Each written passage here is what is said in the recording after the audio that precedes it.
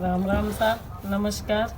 आज हम बनाने जा रहे हैं वो शक्करपारा, जो हिंदी में उसको शक्करपारा बोलते और राजस्थानी में उसको पेठा भी बोलते हैं। और आज हम वही बनाएंगे। तो ये हमने लिया है 300 ग्राम मैदा ले लिया, और ये 1 चम्मच लिए, 1.5 चम्मच मैंने ले लिए सौंफ, और 1 चम्मच लिए मैंने इलायची, और ये मैंने 100 ग्राम लिया है घी। आप तेल भी डाल सकते हैं, देसी घी भी डाल सकते हैं, डालडा भी डाल सकते हैं, वो आपकी मर्जी है। और अब हम इसमें ये मिला लिया, और अब इसमें हम डालेंगे ये घी।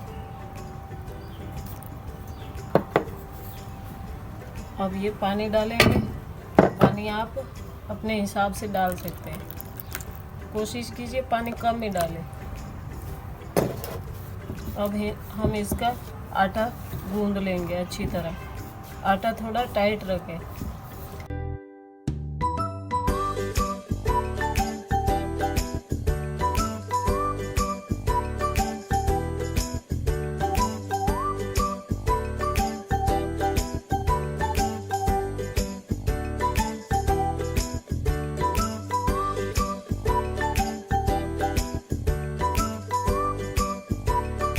Five minutes later. ये लो, हमारा मैदा तैयार हो गया है।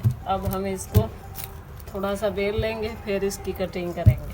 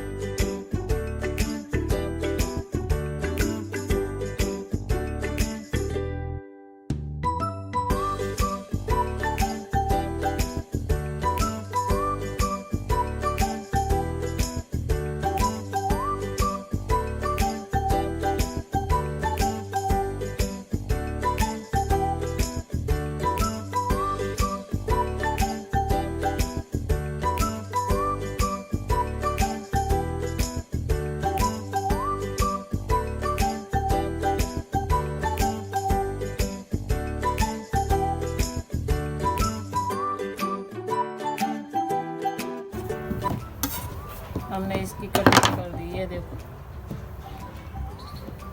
आप अपनी मर्जी से कटिंग कर सकते हैं। इसे बड़े भी बना सकते हैं, इसे छोटा भी बना सकते हैं, और इसे पतला भी बना सकते हैं।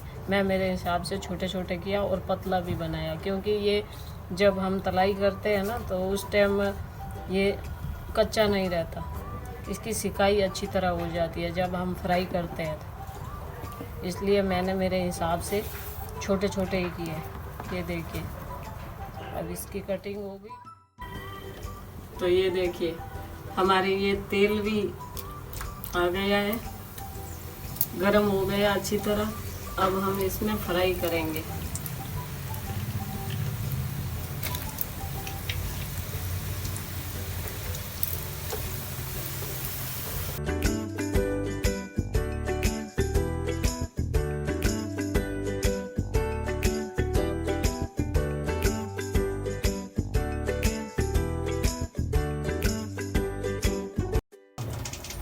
हाँ, तो दोस्तों अब हम बनाएंगे चाशनी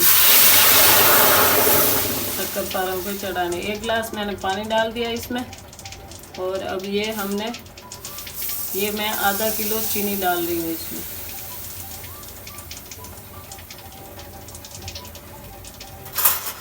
आधा किलो चीनी इसलिए डाल रहे हैं कि चीनी ज़्यादा ही ज़रूरी होती है, क्योंकि ये उतर जाती है बाद में, इसलिए पहले से ही ज़्यादा चीनी डाल दें। तो अब इस चाशनी को हम अच्छी तरह पका लेंगे। 10 मिनट लगेगा ये चाशनी बनने में।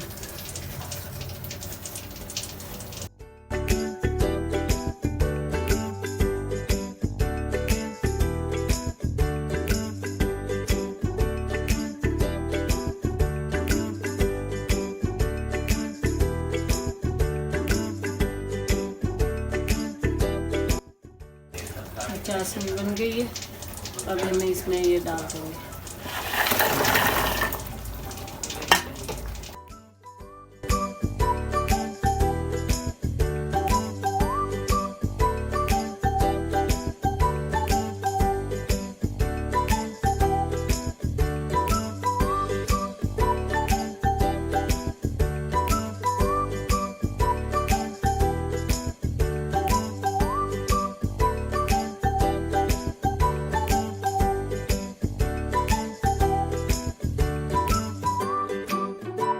ये देखिए, ये हमारा शक्करपारा बनके तैयार हो गया। इसके ऊपर चाशनी अच्छी तरह चढ़ गई है। देखिए, ये देखिए,